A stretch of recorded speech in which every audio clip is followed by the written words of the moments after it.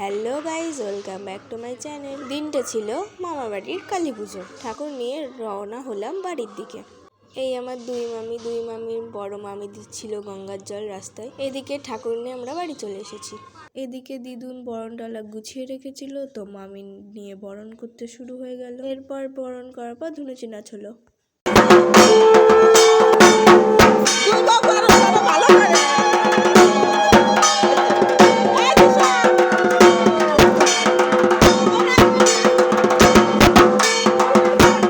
তারপর ঠাকুর নিয়ে চলে গেলাম ওপরে ছাদে।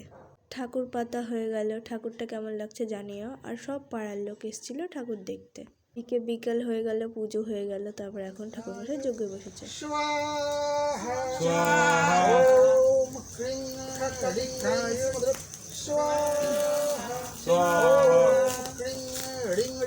আজকের ভিডিওটা এত দূরই। ভালো লাগলে লাইক, কমেন্ট, সাবস্ক্রাইব করো। বাই।